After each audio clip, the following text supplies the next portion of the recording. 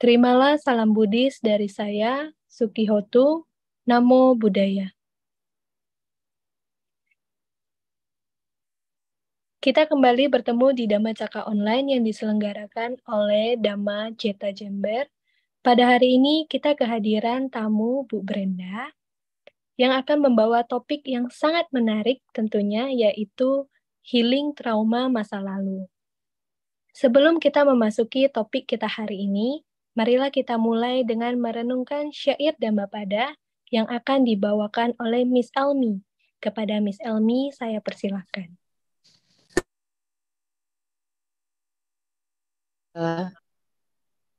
Malawaga Syair 238.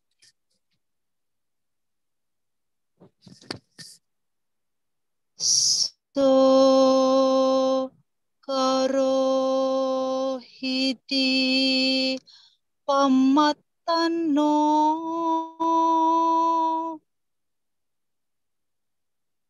kipang wa yama pandito hawa nidhantamalo anangkano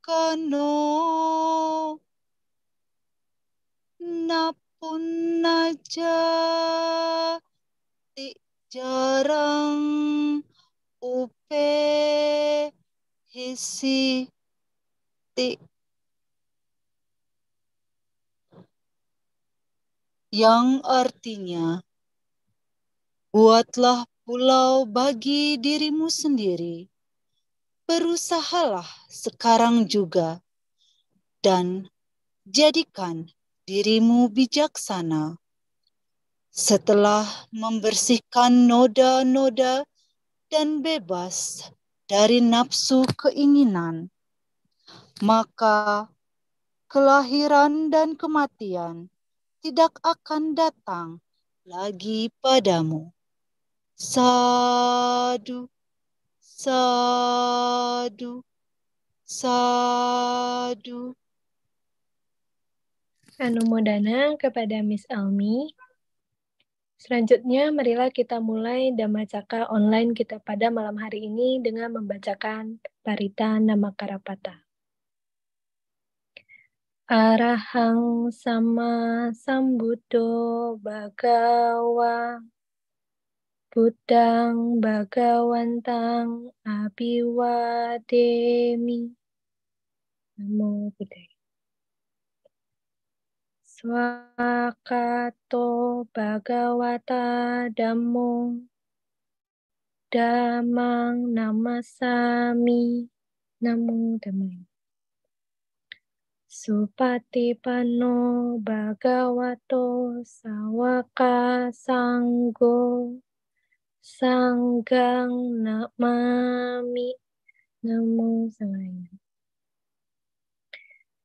Selanjutnya, marilah kita sambut pembicara kita pada malam hari ini, yaitu kepada Bu Brenda. Kepada waktu dan tempat kami persilakan. Selamat malam semuanya. Terima salam Dhamma dari saya, Sukihotu Namo Buddhaya.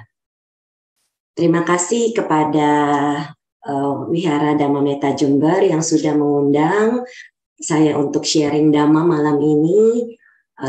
Sudah lama sekali nggak ketemu di Dhamma Sakaca Online, sudah beberapa, mungkin ada 2 tahun. Dan kali ini saya diminta untuk sharing membahas tentang healing atau penyembuhan trauma masa lalu. Dan izinkan saya share screen. Oke, jadi saya akan memulai tanpa panjang lebar.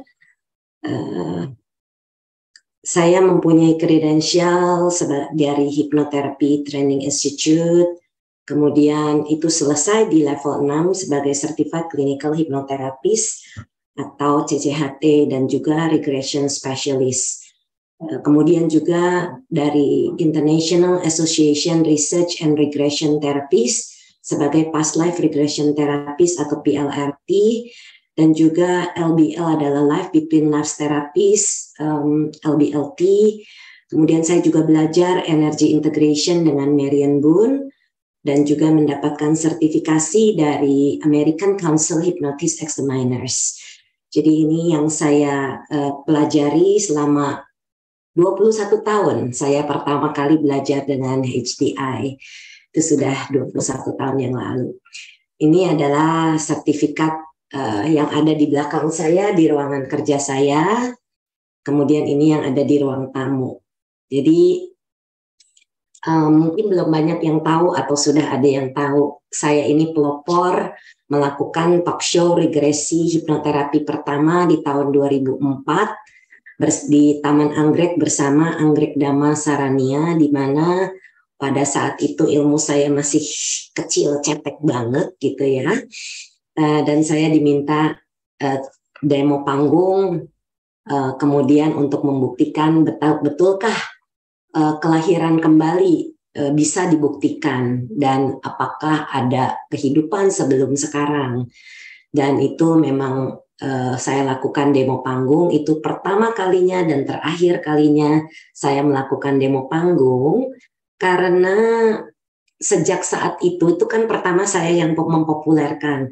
Lalu ada orang yang tidak bertanggung jawab, tidak belajar secara resmi di sekolah yang benar, dan mereka mengikuti teknik yang saya gunakan yang waktu itu masih kecil sekali, sedikit sekali, dan mereka gunakan itu, bahkan ada yang mengajar. Jadi sejak itu saya tidak lagi mau demo panggung, karena sebagai seorang terapis kita itu harus sekolah apapun.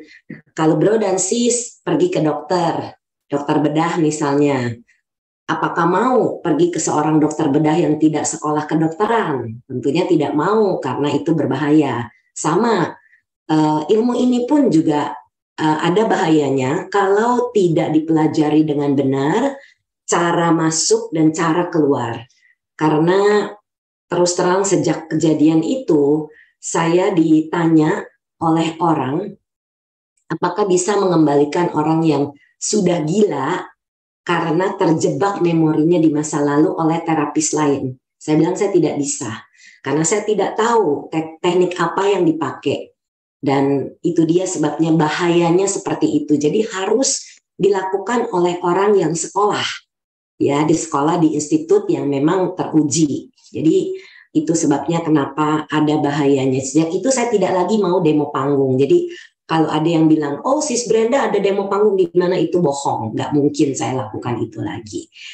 Oke, jadi ini adalah jenis regresi hipnoterapi. Itu bisa ke masa dewasa, misalnya sekarang ini sudah di usia lanjut, kemudian bisa menggali ke memorinya waktu masa-masa beliau dewasa, atau bisa masuk ke dalam masa remaja, bisa masuk ke dalam masa kecil, masa dalam kandungan, ke kehidupan lampau atau past life terapi, juga ke alam di antara kehidupan, yaitu life between lives. Di sini dalam bahasa Palinya adalah Sambawesi. Jadi tahun 2004 setelah saya mempelajari LBL, saya masih ragu sebenarnya. Apakah benar ada alam di antara kehidupan?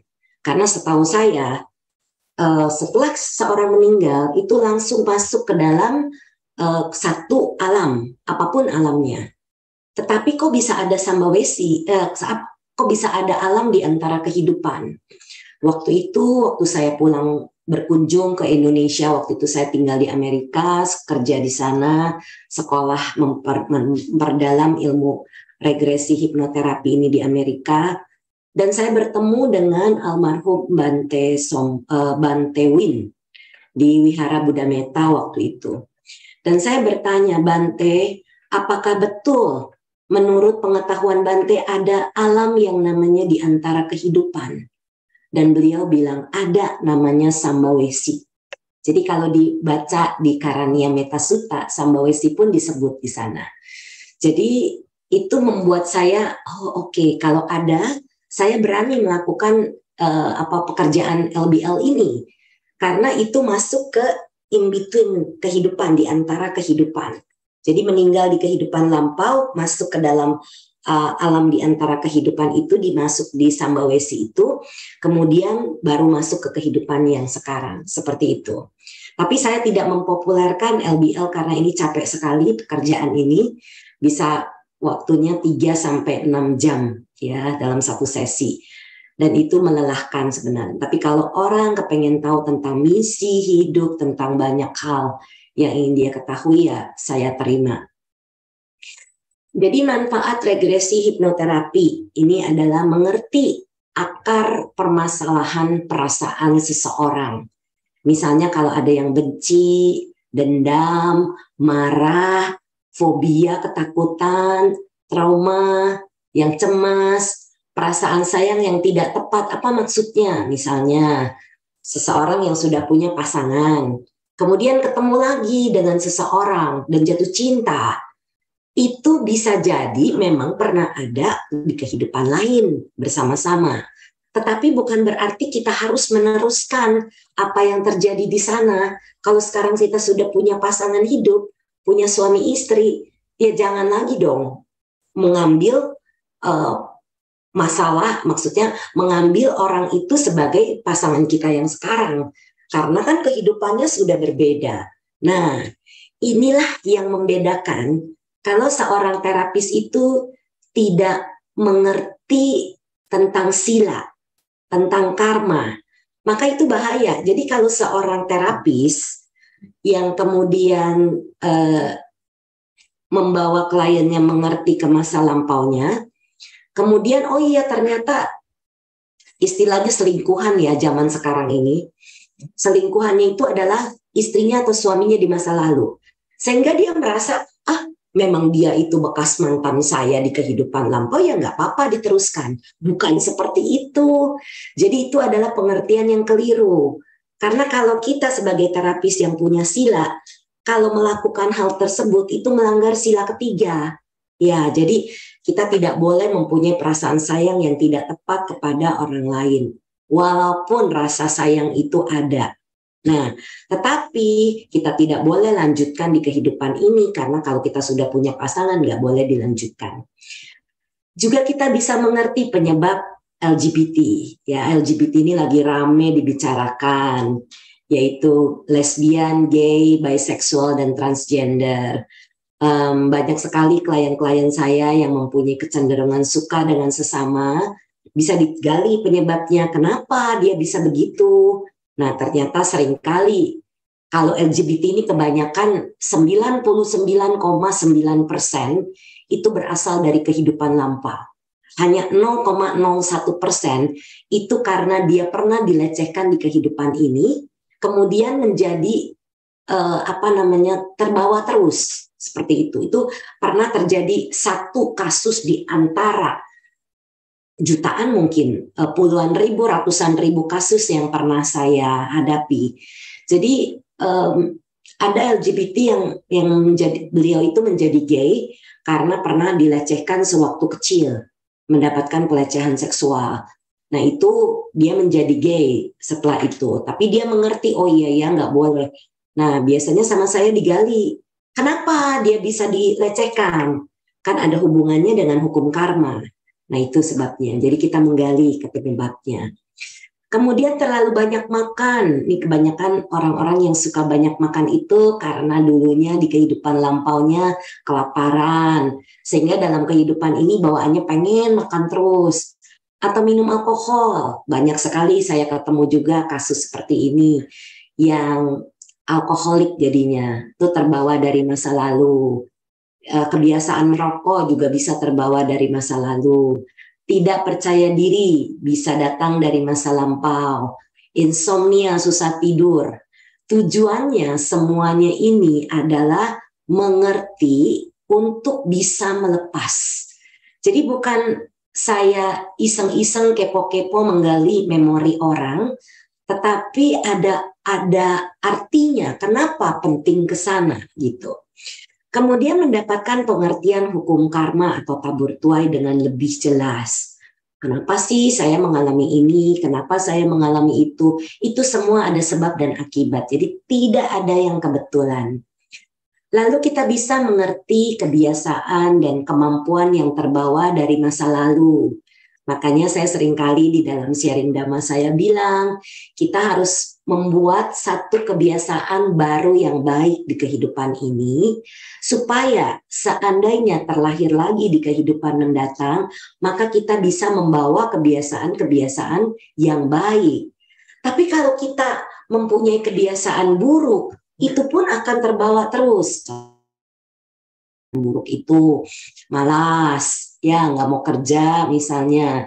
Nah itu kebiasaan buruk itu bisa terbawa ke kehidupan berikutnya. Kemampuan yang terbawa dari masa lalu, contohnya orang-orang yang indigo, yang punya kemampuan melihat makhluk, mendengar suara makhluk, kemudian bisa merasakan energi makhluk, seperti itu.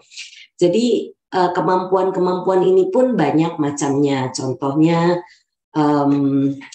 kemampuan menjadi seorang penyembuh atau healer. Itu tidak datang hanya di kehidupan ini, tapi dari kehidupan lampaunya dia sudah menjadi penyembuh misalnya.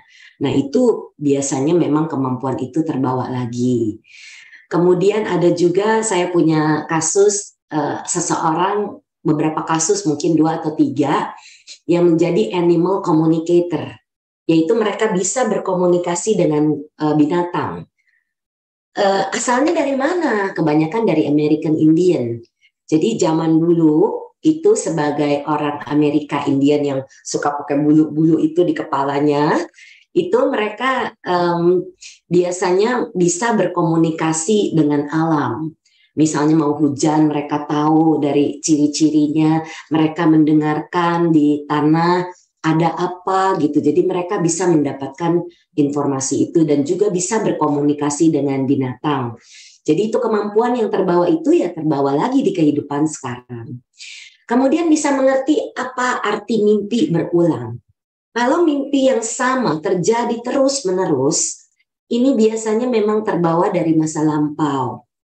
Contohnya, saya pernah punya klien, dia datang ke saya, Bu Brenda, saya punya mimpi yang menakutkan sekali, jadi saya itu terganggu. Kalau dulu mimpinya itu jarang, makin kesini makin sering, sampai seminggu bisa 3, 4, 5 kali mimpi yang sama.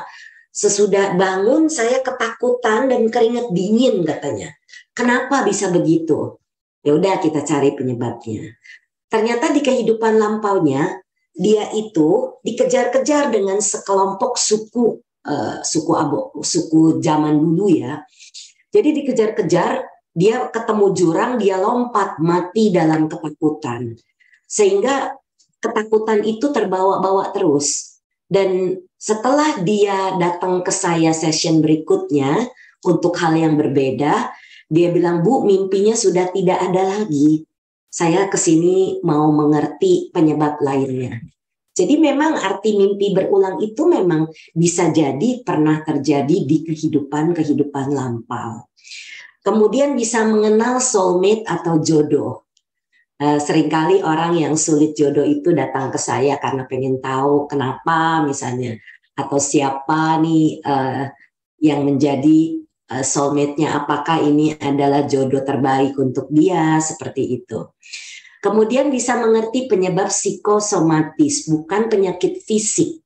Jadi kalau orang yang merasa sakit, tapi sudah ke dokter dan tidak ditemukan penyebabnya, biasanya dokter meminta mencari di hipnoterapi. Jadi biasanya begitu. Di Amerika pun begitu. Waktu saya tinggal di sana, saya pernah mendapatkan referensi seorang klien datang ke saya, katanya dia disuruh dokternya mencari hipnoterapi dan dia melihat iklan yang saya pasang dulu dan dia bilang bisa nggak menemukan penyebab masalah dia. Saya bilang bisa saja dan betul ketemu seperti itu. Jadi psikosomatis ini bukan penyakit fisik yang sepertinya sakit, tapi kalau dilihat di X-ray, di apa itu tidak ada penyakitnya. Seperti itu udah banyak sekali kasus seperti ini. Kemudian regresi hipnoterapi ini bisa mengerti tujuan hidup. Apa sih tujuan hidup kita? Ya, sebagai Buddhis, kita tentunya tahu memang harus banyak berbuat baik, dana sila bawana itu adalah hal yang tidak bisa ditawar. Jadi memberi gitu ya dana, kemudian menjaga sila dan juga meditasi ini adalah biasanya ujung-ujungnya itu ke sana dan selalu berawal dari cita kasih. Jadi luar biasa memang. Banyak sekali klien-klien saya menemukan misi-misi atau tujuan kehidupan. Nah, ini saya mau membahas tentang déjà vu. Mungkin Bro dan Sis, Bapak Ibu pernah mengalami cerita misalnya déjà vu tempat. Baru datang ke satu tempat, belum pernah ke situ sebelumnya. Kok kayaknya saya pernah ke sini ya? Di situ ada apa? Ada sungai atau ada sumur atau ada apa? Betul. Tahu dari mana? Dari memori. Itulah déjà vu tempat, walaupun kita belum pernah ke situ sebelumnya. Nah, ini saya pasang Himeji Castle yang sebelah kiri. Ini saya pernah ke sana di beberapa tahun yang lalu dan dalamnya adalah ruang senjata. Jadi pada saat itu kami bersembilan pergi ke sini. Saya, mami saya, satu teman saya perempuan dan satu teman laki-laki mengalami déjà vu di tempat yang ini. Kemudian apa yang saya alami waktu itu? Saya begitu masuk ke dalam Castle Puri ini, itu nangis, nggak bisa berhenti. Bukan mau saya, aneh, mami saya mau masuk kakinya seperti berat. Sampai dia bilang, mami nggak mau masuk. Ada rasa sedih dan berat yang nggak bisa dia ceritakan katanya. Jadi saya kasih mami saya duduk di pinggir, kami masuk. Nah, pada saat masuk itu air mata bercucuran terus. Saya juga bingung kenapa begini gitu. Padahal saya nggak pernah tahu apa sih Himeji Castle. Tapi begitu masuk ke dalam castle ini, bisa tahu, oh itu tuh orang perang tuh lubangnya untuk senjata. Oh itu dulu tempat cuci. Oh itu dulu tempat memasak. Itu keluar semua dalam memori. Dan satu teman saya, laki-laki, dia itu di dalam castle, di dalam tempat yang sebelah kanan itu, dia bilang ini ruang senjata. Karena apa dia tahu? Dia pernah di situ. Ya, jadi kenapa saya bisa nangis? Akhirnya saya mencari. Kenapa? Apa sih hubungan saya dengan Himeji Castle? Dari meditasi keluar. Ternyata saya itu, kenapa saya bisa nangis tidak bisa tertahankan? Saya jadi peta di sana. Setelah saya meninggal karena mati diracun. Jadi ada orang yang meracun saya waktu itu dalam keadaan hamil. Kemudian makanya kan namanya juga orang lagi hamil gitu ya, diracun mati, nggak kamguan gitu, nggak bisa menerima, jadi hantu. Tuh batu-batu yang di depan itu, yang di bawah, disitulah saya menjadi peta. Makanya peta itu sedih sekali. Jadi saya bisa merasakan energi seperti itu. Itulah déjà vu tempat. Juga bisa déjà vu orang. Déjà vu orang ini kalau kita ketemu dengan seseorang, orang ini belum salah nih sama kita, kok bawaannya kesel aja sama orang itu gitu ya. Nah itu artinya orang itu pernah salah sama kita. Atau sebaliknya baru ketemu, kok kayak ketemu teman lama ya, bisa akrab. Nah memang kita pernah bersama-sama dia. Jadi di kehidupan lampau. Jadi semua itu ada jawabannya. Kemudian juga déjà vu umur. Ini terjadi juga pada saya waktu saya masih tinggal di Amerika. Umur saya waktu itu 40 tahun. Kalau jalan nggak kuat lama. Jadi mengalami neuroma, yaitu di sebelah kanan kaki saya itu sakit sekali. Nggak bisa jalan lama. Nah kemudian setelah saya juga bingung apa kenapa, akhirnya saya pikir nggak mungkin lah semua dari masa kehidupan lampau. Saya ke dokter, sama dokter itu disuntik kortison injection 2 kali, katanya kalau sudah disuntik 2 kali tidak akan kambuh, tapi tetap saja sakit. Nah akhirnya sebelum saya pulang saya minta session sama guru saya, bayar. Kemudian saya mencari tahu kenapa kaki saya sakit. Nah ternyata waktu di kehidupan lampau, di usia saya yang 40 di kehidupan itu, saya itu menjadi tentara jenderal perang, di mana kaki saya tepat di tempat yang sakit itu dijepit dengan jepitan besi. Matinya penuh dengan kebencian dan kemarahan. Nah, kebencian kemarahan itu tersimpan di kaki. Setelah melepas, hilang sudah.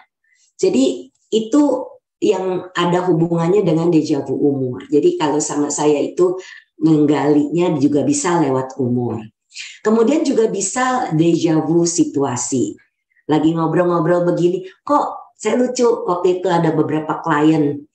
Dia bilang, Bu, Ibu udah pernah cerita begini nih sama saya. Padahal waktu itu baru pertama kali ketemu sama beliau. Saya bilang, iya ya di mimpi. Iya betul, di mimpi saya Ibu sudah cerita begini katanya. Oh ya udah, karena memang biasanya guardian angel kami itu bermain bersama-sama. Maksudnya guardian angel dia itu memberitahu, oh ini loh orang yang bisa bantuin kamu gitu. Jadi keluar gambar saya di dalam mimpinya beliau. Padahal beliau belum pernah ketemu saya. Jadi itu deja vu situasi bisa terjadi. Apa sih yang kita bawa dari kehidupan lampau, healingnya, yaitu perbuatan atau karma baik dan tidak baik atau karma buruk tentunya. Ingatan dan tanda lahir. Ya, jadi yang kita bisa bawa ini memori-memori, ingatan-ingatan itu, juga tanda-tanda lahir. Karena kalau ada tanda lahir itu pernah terjadi sesuatu di tempat itu di kehidupan lampau. Saya pernah punya klien, beliau itu tinggalnya di China. Dia datang ke Indonesia, pas pulang itu disarankan ketemu sama saya oleh temannya juga. Jadi pas ketemu itu dia bilang, saya pengen tahu kenapa ya, saya tuh kalau musim dingin, kan di China itu ada musim salju. Kalau udah musim dingin, tempat yang sama itu ngilu bukan main. Dan saya periksa ke dokter tidak ada penyebabnya. Akhirnya saya bilang, yuk kita gali kenapa. Ternyata di kehidupan lampaunya, di tempat yang nyeri itu dia dipanah. Dipanah itu di musim salju. Jadi memori di badan itu tersimpan di kehidupan sekarang begitu lagi jadinya. Jadi setelah dilepas, setelah diberikan apa pengertian dan lain-lain, hilang. Dia pernah kirim message ke saya, terima kasih katanya. Sudah tidak sakit lagi sekarang tangannya walaupun itu musim dingin.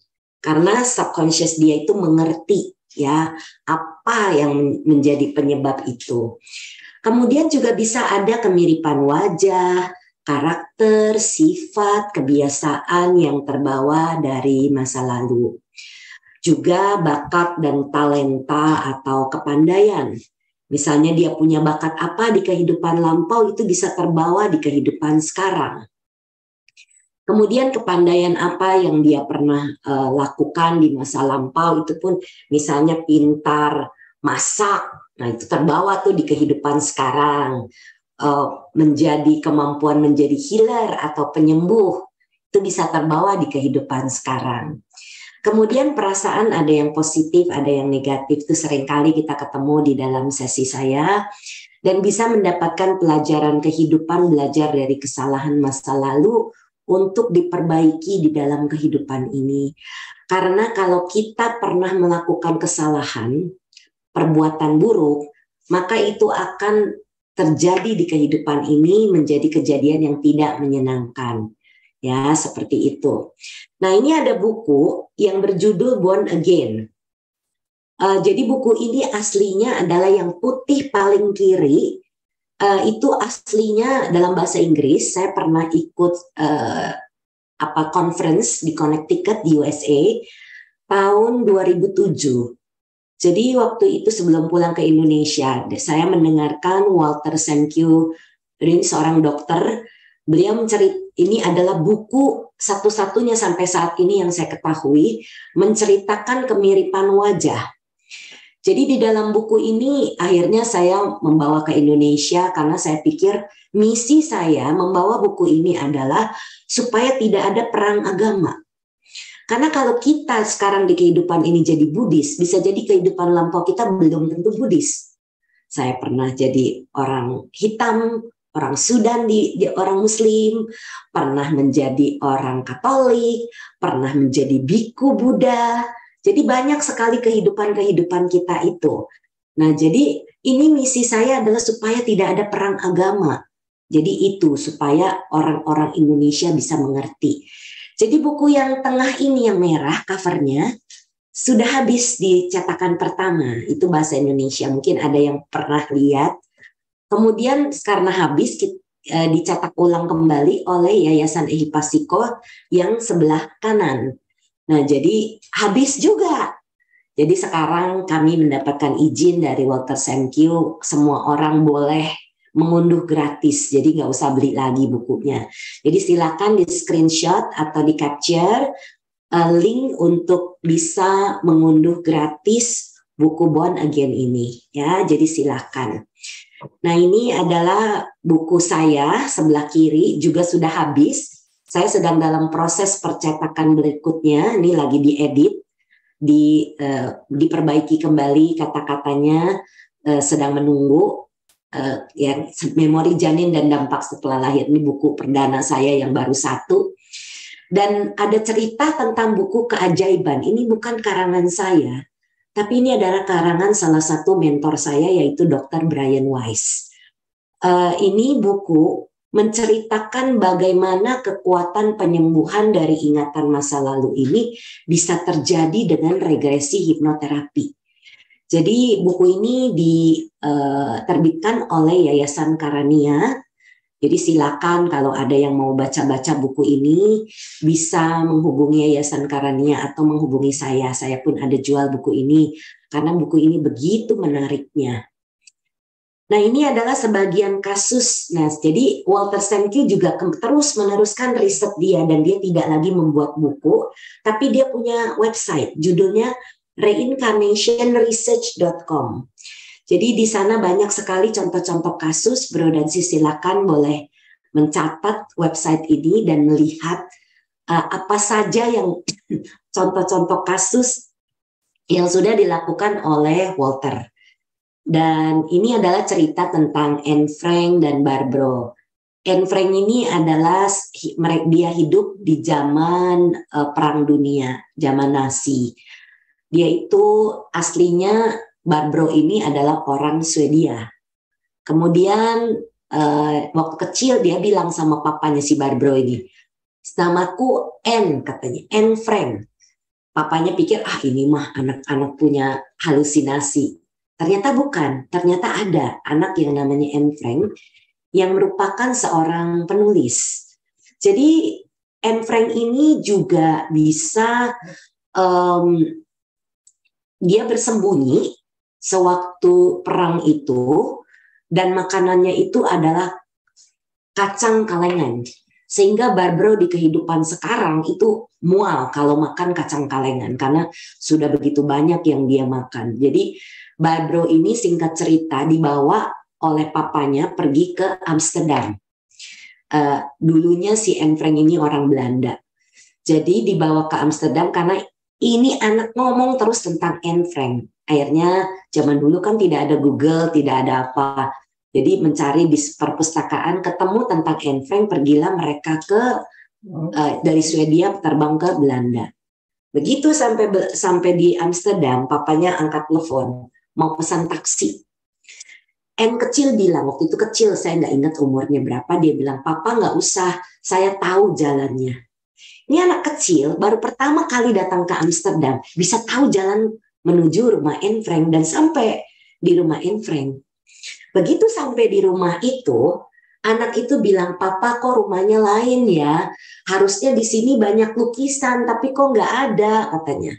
Terus papanya tanya dengan pramuwisata di sana, oh iya betul, lukisan-lukisannya sedang direstorasi.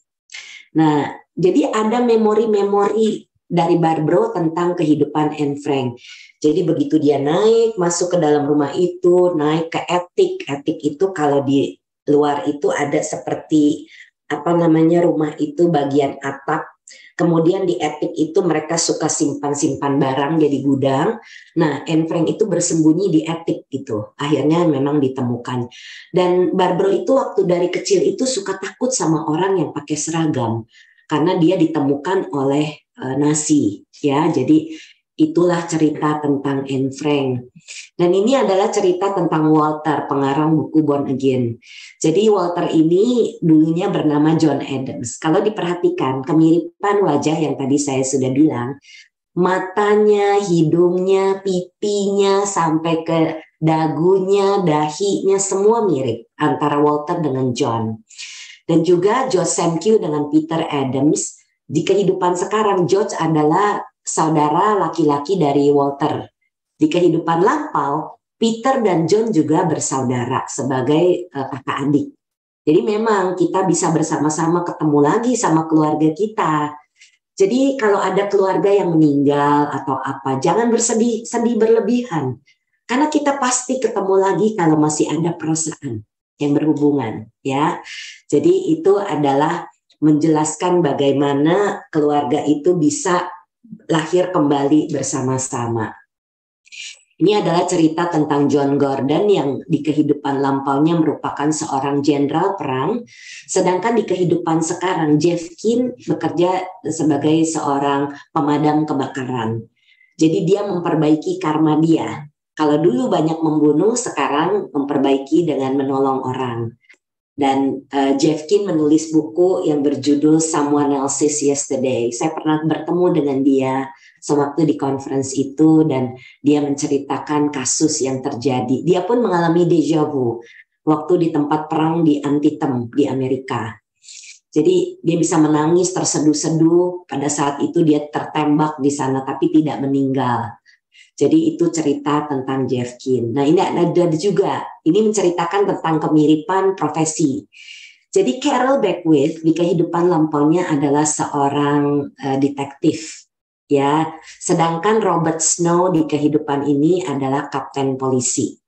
Jadi ya detektif dengan kapten polisi kan beda tipis gitu.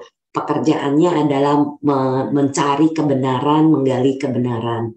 Dan kemiripan wajah mereka ini luar biasa. Memang Walter itu luar biasa bisa menemukan kembali foto-foto dari orang-orang yang dari masa lalu itu. Nah, siapa yang nggak kenal Michael Jackson? Michael Jackson ini dulunya bernama Charles Dasucci. Charles Dasucci ini adalah orang Prancis dan dia adalah seorang entertainer. Jadi dia menamakan dirinya Raja Entertainer atau penghibur, Raja Hiburan istilahnya. Sedangkan Michael menamakan dirinya King of Pop, Raja Pop. Dan seperti kita ketahui aslinya Michael Jackson adalah orang kulit hitam. Tapi dia punya obsesi begitu besar untuk menjadi orang kulit putih. Seandainya sebelum dia meninggal dia melakukan past life regression, dia akan mengerti siapa dirinya sehingga dia tidak lagi mempunyai obsesi seperti itu. Karena itu adalah obsesi yang menyebabkan penderitaan sebenarnya sampai dia bisa overdosis dan lain-lain. Nah, ini kasus yang belum lama terjadi, ini masih ada di YouTube. Cerita tentang James Leininger dan James Houston, sama-sama James namanya. Jadi James Houston ini adalah seorang pilot di Perang Dunia dan James Leininger ini dari kecil, waktu kecil dia itu senang sekali dengan pesawat. Jadi kalau dia dibawa sama papanya naik pesawat, dia tahu cara menyalakan pesawat itu bagaimana, cara ini bagaimana, landing bagaimana, terbang bagaimana, dia tahu semuanya. Dan dia bilang pesawat saya ditembak sama orang kecil. Orang kecil itu maksudnya orang Jepang. Dan betul, setelah dicari di Daytona Beach, itu di situ pesawatnya jatuh dekat tembak dan dia mati di situ. Dan James Leininger ini yang sekarang bisa mengenali teman dari James Houston yang masih hidup. Jadi mereka mempunyai memori-memori yang terbawa dari masa lampaunya. Nah ini adalah Mam Handaka. Mam Handaka ini ditemukan oleh Walter. Jadi beliau adalah kita tahu sebagai ketua Yayasan Ehipasiko. Dulunya beliau bernama Henry Opukahaya. Henry Opokhaya di kehidupan lampaunya adalah seorang misionaris agama Katolik. Dia datang ke Hawaii dan kemudian dia menerjemahkan buku-buku dari bahasa Latin ke dalam bahasa Hawaii. Jadi, Mam Handaka di kehidupan sekarang pun sama. Jadi seperti kita tahu aslinya Mam Handaka itu kan bukannya penerjemah, tapi beliau adalah seorang apoteker, sarjana kimia. Nah, kenapa bisa meneruskan misinya ini menjadi penerjemah? Karena terbawa dari kehidupan Henry Opokhaya. Jadi yang menarik, Henry Opokhaya mempunyai slogan, "My love be with you," cintaku bersamamu. Sedangkan Mam Handaka mempunyai slogan, "Love you." Ya, jadi mirip sekali, ini menarik memang ceritanya. Dan ada kasus dari Mr. Barack Obama yang merupakan seorang presiden Amerika kulit hitam yang pertama. Dia itu ternyata meneruskan misinya. Dulu beliau bernama Lyman Trumbull di kehidupan lampaunya. Mr. Trumbull ini menulis amandemen perubahan yang ke-13 yang menghapuskan perbudakan. Dan ini misinya diteruskan oleh Mr. Obama yang bisa menjadi seorang presiden kulit hitam yang pertama. Karena dia yang menghapuskan perbudakan. Nah, ini ada satu kasus dari klien saya mau membiarkan Bro dan Sis bisa mendengar cerita beliau. Fotonya saya samarkan karena saya menjaga privasi beliau. Jadi saya akan membiarkan Bro dan Sis mendengar kisah beliau. Selamat malam. Pertama-tama saya ingin mengucapkan terima kasih kepada Ibu Brenda telah mengajak saya untuk sharing pengalaman selama regresi dan penelusuran setelah regresi. Jelas, Bu Brenda. Saya orang pasien dari Ibu Brenda yang karena sesuatu hal ingin mencari penyebab dari beberapa pengalaman dalam kehidupan sekarang ini. Saya cukup beruntung karena pertama kali melakukan regresi saya sudah berhasil menemukan berbagai penyebab pengalaman tertentu dalam kehidupan sekarang. Dalam sharing saya, yang ingin saya tekankan adalah apa yang saya telusuri setelah melakukan regresi-regresi tersebut. Dalam regresi yang saya lakukan, saya dapat melihat lokasi di mana, tahun berapa, nama saya, wajah saya, dan kurang lebih lingkungan yang saya lihat di lokasi itu seperti apa. Nah, yang pertama, pada suatu kehidupan pada tahun 1200 sekian, saya melihat diri saya hidup di satu wihara di Korea Selatan sebagai seorang biksuni yang saat itu Korea Selatan masih merupakan bagian dari sebuah dinasti di China. Dan bahasa pun yang digunakan adalah bahasa Mandarin. Dalam regresi tersebut saya melihat nama wihara itu adalah Songkwangsan. Walaupun nama kota tidak saya lihat dalam regresi karena memang nggak semua memori dapat kita baca saat di dalam regresi. Namun saya dapat melihat nama saya, keadaan di lokasi, yaitu banyak sekali bangunan-bangunan dalam kompleks tersebut dan pohon-pohon daun-daunnya halus-halus dan itu letaknya sedikit di atas bukit. Sehingga saya selalu berdiri di atas bukit melihat ke lereng gunung. Saya juga bisa mengenali beberapa orang yang saya lihat dalam regresi itu yang ternyata juga muncul dalam kehidupan ini. Nama sutra-sutra yang biasa dibacakan dalam kebaktian juga dapat saya sebutkan dalam regresi. Nah, hingga saat itu saya belum pernah pergi ke Korea Selatan. Setelah selesai regresi, saya mencari informasi di Google dan saya menemukan lokasi di mana wihara tersebut terletak, kota apa, dan itu adanya di selatan Korea Selatan. Saya bisa melihat wajah saya sendiri, tugas-tugas saya di dalam wihara seperti apa, dekorasi, serta rupang-rupang apa yang ada di dalam ruang kebaktian. Akhirnya saya memutuskan untuk mencari wihara tersebut ke Korea Selatan bersama anak saya. Letaknya memang di atas gunung dan harus berjalan kaki selama 15-20 menit dari parkiran menuju ke wihara. Apa yang saya lihat di lokasi itu benar-benar membuat saya tercengang karena sama dengan yang saya lihat di dalam regresi. Di kompleks tersebut ada banyak sekali bangunan dan kalau saya lihat di peta menuju ke wihara itu kurang lebih ada mungkin 50 bangunan dengan penggunaan yang berbeda-beda. Arsitekturnya juga sama dengan yang saya lihat dalam regresi. Dan anehnya di wihara tersebut, di halaman wihara ada satu sudut di mana ada monumen-monumen yang mengukir nama-nama pengurus wihara di zaman lampau, dan ternyata silsilah yang saya lihat dalam regresi itu terukir di batu monumen tersebut, sehingga saya pun melakukan berfoto di batu monumen tersebut. Nah, di wihara ada sebuah museum. Dalam museum, saya melihat sutra-sutra yang saya sebutkan dalam regresi itu terpajang dalam lemari kaca. Memang sayang tidak diizinkan untuk berfoto. Namun dapat dibaca sutra-sutra tersebut walaupun sebagian sudah rusak karena sudah sangat tua. Dan sutra tersebut pada menggunakan bahasa Mandarin, sesuai dengan yang saya lihat di dalam regresi. Pengalaman kedua adalah di China. Dalam regresi saya melihat kira-kira kejadian di tahun 1300 sekian. Saat itu saya hanya bisa melihat nama wihara yaitu Wanyan Temple dalam regresi, namun tidak bisa melihat di kota mana.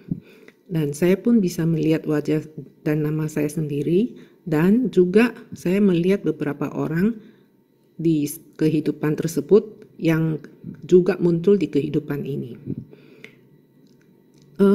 Yang khas di situ, di regresi yang ini adalah saya melihat ada 2 baris gajah kecil di halaman wihara. Dan saya merupakan seorang biksu yang kalau sore suka jalan-jalan di antara gajah tersebut. Nah, akhirnya saya pun melakukan pencarian di Google, dan saya menemukan itu letaknya di Gunung Emeisan. Jadi pada tahun 2000 berapa ya, lupa saya, kita mengambil suatu tur privat, antara lain kita pergi ke kota Chengdu dengan tujuan pergi ke Emeisan untuk mencari wihara tersebut. Nah, ada berbagai keajaiban yang terjadi di mana karena belum pernah ke sana, kami juga tidak tahu timetable untuk cable car. Ternyata memang harus naik cable car untuk naik ke puncak. Nah, untuk naik ke puncak itu kita memang membooking hotel di puncak tersebut, sehingga kami memang harus naik. Nah, untuk dapatin bus kecil dari stasiun di kota Emeisan untuk naik ke gunungnya itu tidak mudah. Itu kayak di Indonesia ada preman-preman gitu. Nah, sehingga agak susah mendapatkan bus. Sehingga saat kami dapat itu aja udah agak mepet waktunya, karena ternyata terakhir kereta cable car-nya adalah jam 5.30.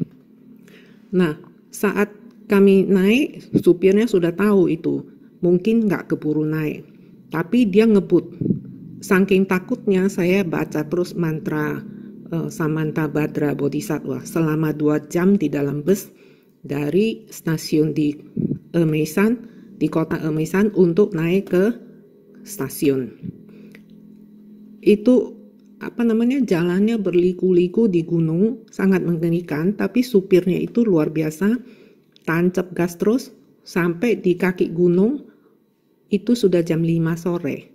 Dan dari kaki gunung mesti daki lagi untuk sampai ke stasiun, dan itu minimal 30 menit. Tour guide kami sudah ketakutan karena pasti akan miss cable car. Sehingga dia bilang, kalian jalan aja, jalan cuma 1 untuk naik ke atas, saya lari dulu ke stasiun cable car. Karena kemungkinan kita akan miss cable car dan dia harus cari tandu 6 biji untuk bawa kita ke atas. dan itu biayanya sangat besar. Akhirnya dia lari, kita pelan-pelan naik di tengah gunung, kita ditelepon, ternyata kabel car-nya menunggu, yang tak pernah terjadi selama pengalaman dia jadi tour guide. Nah, akhirnya kami berhasil naik ke puncak untuk nginep di situ. Naik ke puncak, patung setinggi 68 meter tertutup oleh kabut. Jadi kami pun tidak peduli, kami tetap doa mengelilingi patung tersebut. Dan apa yang terjadi setelah selesai doa, kabut pun pergi dan kami dapat menikmati sunset yang indah. Paginya kami dapat menikmati sunrise bersama banyak sekali turis-turis lain dengan matahari yang indah, dan pas hari itu adalah hari Uposatha, sehingga saya memang sudah siapkan kitab Sutra Samantabhadra, yaitu bab terakhir dari Sutra Avatamsaka Sutra. Saya membaca sutra tersebut di wihara kecil karena di bawah patung yang setinggi 68 meter itu memang ada satu wihara kecil. Setelah selesai baca kira-kira jam 10, kita pun memutuskan untuk turun karena mau ke Wanyen Temple itu memang arahnya beda. Sehingga kita harus turun dulu ke bawah untuk ganti ke kabel car lain. Saat selesai baca itu kan patungnya agak tinggi, hotelnya agak di bawah, jadi banyak tangga yang harus kita turun. Dalam perjalanan turun tiba-tiba belakang orang-orang pada menjerit. Kaget kita lihat ke belakang, ternyata tiba-tiba kabut besar datang, dalam sekejap patungnya tidak kelihatan. Dan langit pun mendung sekali. Nah, itu keajaiban kedua. Setelah sampai di Wanyen Temple, barisan gajah tersebut benar-benar masih di situ hingga sekarang. Sehingga saya pun berfoto mengikuti pose yang saya lihat dalam regresi. Penelusuran ketiga itu ada di Yunani.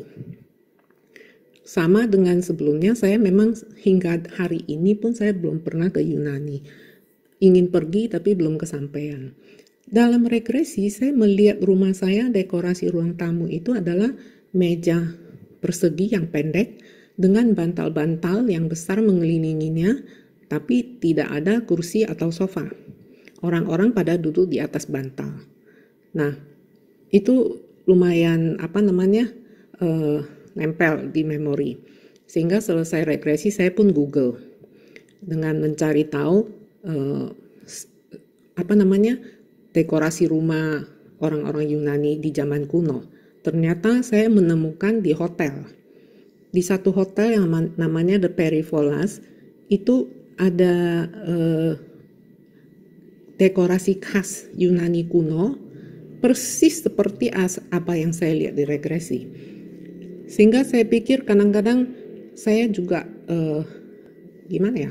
happy dan bersyukur bahwa apa yang saya ingin mencari dapat dibimbing oleh Bu Brenda, sehingga saya menemukan penyebab, walaupun penyebabnya saya tidak sebutkan di sini. Saya hanya menyebutkan bahwa apa yang kita alami di regresi itu bisa benar-benar ada di bumi sekarang ini juga. Cuman kadang-kadang kita perlu mungkin berkah atau apa untuk bisa mengetahui lokasinya dan pergi melihat tempatnya. Jadi dan juga dalam regresi kita bisa belajar banyak tentang hukum karma, yaitu apa yang ada di kita sekarang, apa yang kita alami sekarang itu memang benar ada penyebabnya di masa lampau. Walaupun saya tidak sebutkan pengalaman dan penyebab apa yang saya cari, tapi kurang lebih adalah apa yang saya lihat itu ternyata masih ada sekarang di dunia ini gitu loh. Kira-kira demikian sharing saya. Terima kasih. Ya, jadi itulah cerita oleh salah satu klien saya yang saya tidak sebutkan namanya. Ini adalah tempat yang ada di Korea Selatan ini, tempat yang monumen sebelah kanan yang paling atas itulah tempat di mana ada nama-nama yang beliau sebutkan. Kemudian berikutnya ini adalah tempat di Amesan yang beliau sebut sebagai patung tinggi itu. Dan kalau lihat ada gajah-gajah di sebelah kiri bawah, itu adalah tempat yang beliau lihat di regresi. Jadi gambar-gambar ini adalah gambar yang pernah beliau alami di masa kehidupan lampau, dan beliau mengalami deja vu, mengenal kembali apa yang pernah beliau lihat. Ini adalah tempat yang dia bilang di Yunani, yaitu ada meja pendek dengan bantal-bantal besar seperti ini, kira-kira tempat yang beliau alami sewaktu di dalam regresi di Yunani. Seperti itu. Jadi ini adalah informasi tentang saya. Kalau ada yang ingin mencatat nomor WA saya, nomor HP di 0816764510. Kalau mau lihat website saya ada hypnosisforhealing.net, dan juga bisa buat appointment dengan Stephanie di 0896 9675 7322. Juga bisa follow Instagram saya dan YouTube channel saya brenda.imcre. Jadi ini yang bisa saya sampaikan malam ini. Silakan saya memberikan kesempatan kepada Bro dan Sis untuk bertanya. Kalau ada pertanyaan jangan sungkan. Silakan. Oke, selanjutnya kita akan lanjut kepada sesi tanya jawab. Bagi teman-teman sedharma yang di sini memiliki pertanyaan, baik dari dimanapun, boleh untuk chat ya, atau di YouTube atau di kolom chat. Ingin bertanya? Silakan. Ya. Siapa yang bertanya? Saya Andris Bendra. Oh, halo, selamat malam Bro Andri. Malam, Sis. Baru pulang dari Amerika ya, Sis ya? Iya, kemarin itu kena jet lag saya, baru membaik hari ini. Iya. Gimana Bro Andri? Jadi gini, setelah dengar sharing dhamma dari Sis, ada yang mau saya tanyakan. Terkait yang pertama, alam Sambawesi. Sambawesi itu apa sama dengan alam peta, Sis? Bukan. Alam Sambawesi itu bukan peta, jadi itu alam di antara. Jadi setelah kehidupan seseorang, dia pergi ke alam itu sementara. Jadi nggak lama di sana, bukan alam peta sama sekali, karena di alam Sambawesi itu menemukan, kalau pernah mendengar tentang cerita Edgar Cayce, jadi beliau itu punya kemampuan yang bisa melihat buku-buku kehidupan orang, dan memang di dalam alam Life Between Lives itu bisa melihat buku kehidupan kita masing-masing. Jadi yang unik itu di sana kita bisa mengetahui kalau kita punya karma baik yang cukup, kita bisa punya beberapa pilihan badan, entah laki entah perempuan. Tapi kenapa kita memilih badan ini? Itu ada ceritanya.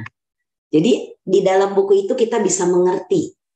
Dulu mungkin saya bisa sedikit menceritakan pengalaman pribadi. Dulu saya benci banget dengan badan perempuan ini. Karena sejak menstruasi pertama umur 13 tahun sampai saya menopause, itu kalau sakit perut, kalau menstruasi sakit perut luar biasa. Jadi di kantor atau di sekolah orang-orang sudah guru dan bos-bos udah pada tahu.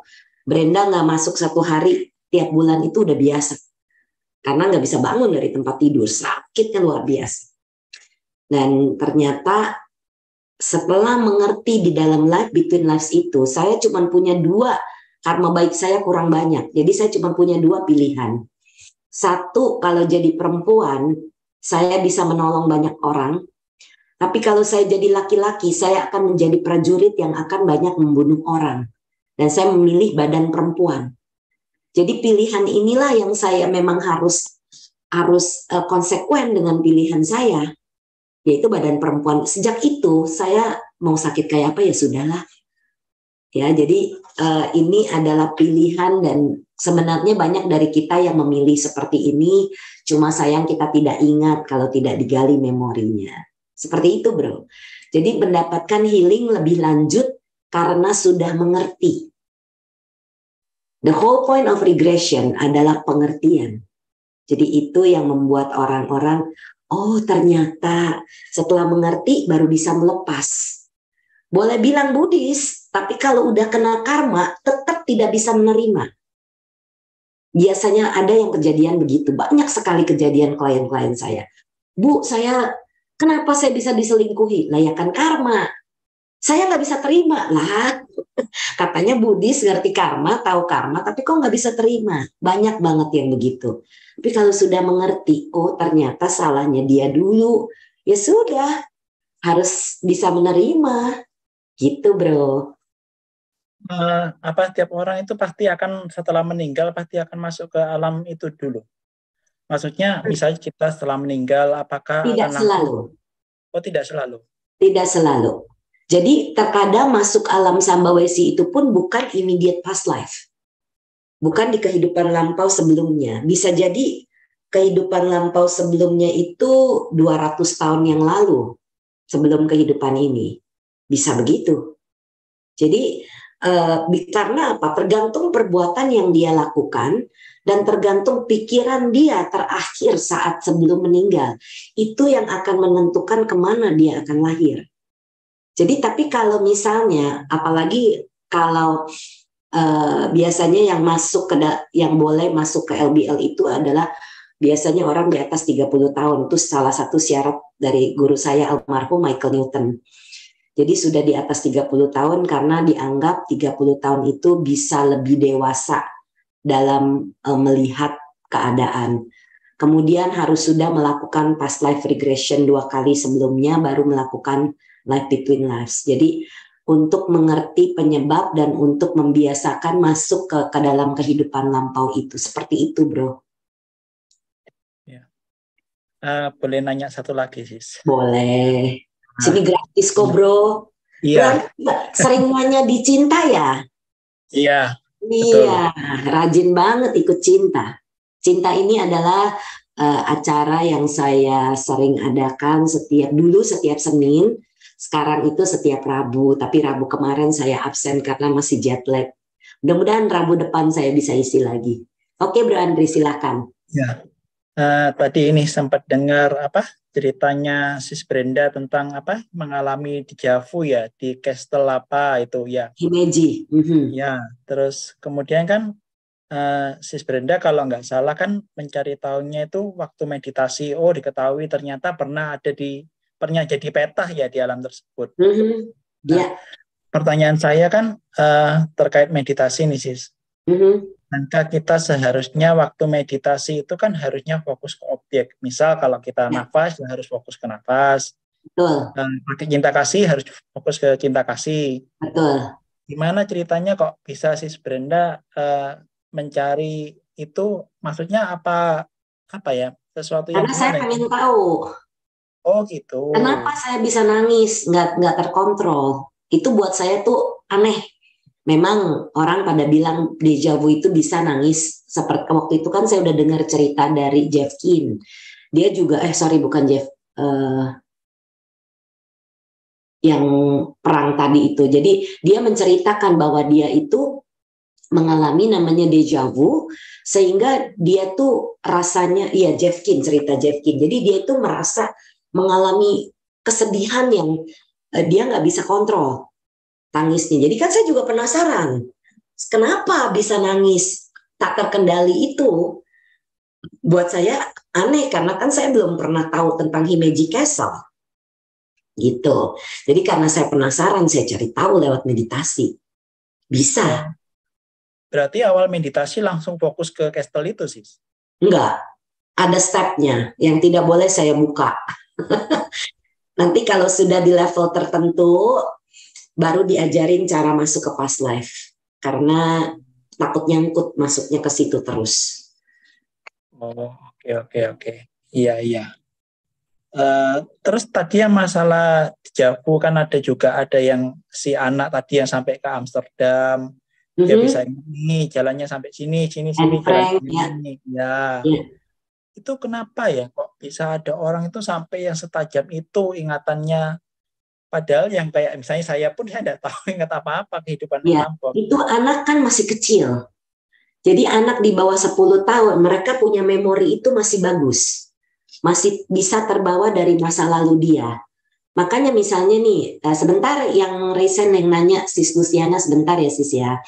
Jadi itu ada anak kecil di bawah 10 tahun itu kalau membaca bukunya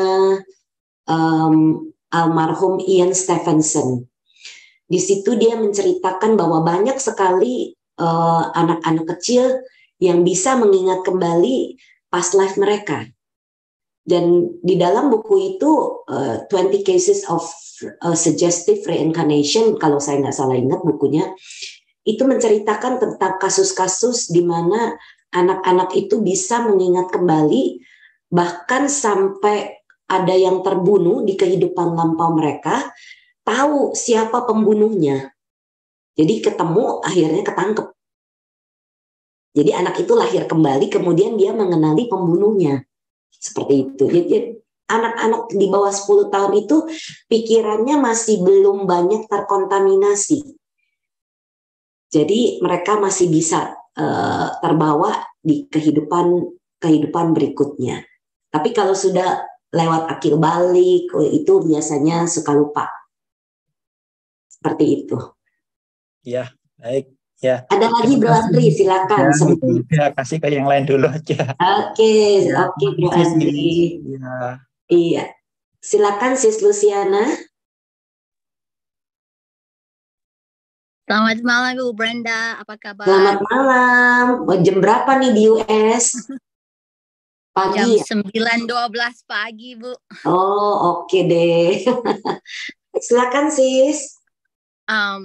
Mohon maaf saya tidak dengar tadi ceramahnya, telat joinnya AI saya yang kasih tahu Ponicia. Dan cepat ini ada Ibu Brenda. Nanti bisa dengar rekamannya. Gimana pertanyaannya sih?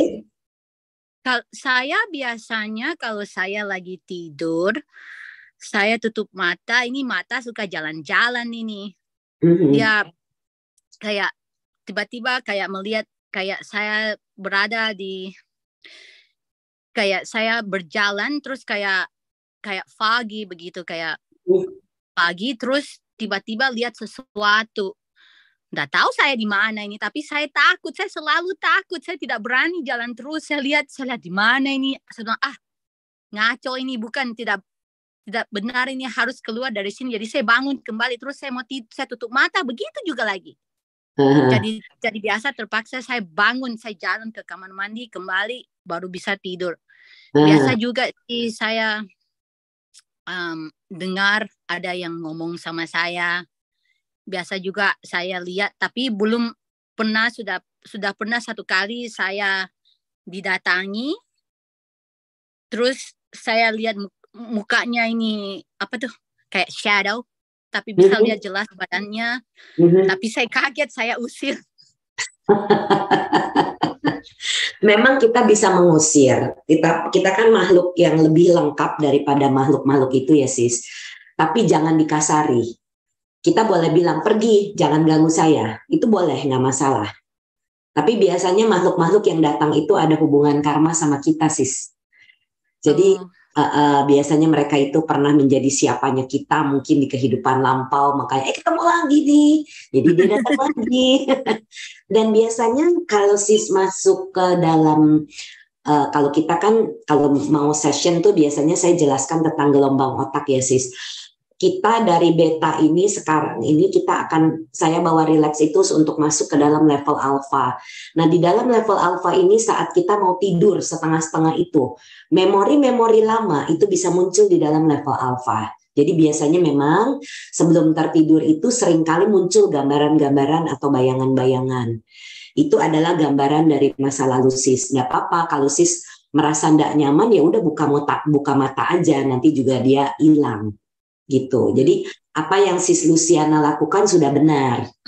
Kalau misalnya kalau misalnya pengen tahu ya liatin aja, nggak apa-apa. Saya takutnya ke bawah nanti nggak bisa bangun, gawat.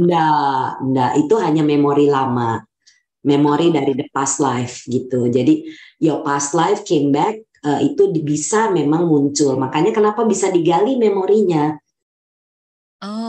Ya, tapi itu Sis lakukan secara natural, jadi alami. Dia bisa masuk ke sana, mungkin di situ ada kejadian menyenangkan atau menyakitkan, bisa salah satu. Karena kita itu cenderung melekati apapun yang pernah terjadi sama kita dulu. Ya, kalau itu menyenangkan jadi sweet memory. Tapi kalau so far yang berapa kali saya masuk, terus saya lihat, oh banyak orang ini lagi kayak piknik. Saya bilang, kok aneh ya? Kok saya bilang, oh, I'm not supposed to be here. Jadi saya lawan, jadi saya bangun. Terus lain kali lagi saya lihat sunflower, white barn around me, baru sunflower. Tapi saya belum lihat orang-orang. Saya bilang, jangan deh, takut keluar lagi. Jadi saya takut. Nah, nggak usah takut. Itu hanya past life memories aja yang muncul. Kalau sis kepengen tahu nanti kapan-kapan, lihat aja badannya. Badannya badan apa? Mungkin cowok, mungkin cewek, gitu bisa. Nah, itu ada kejadian menyenangkan di situ, makanya memori itu melekat di sana, jadi dia keluar lagi.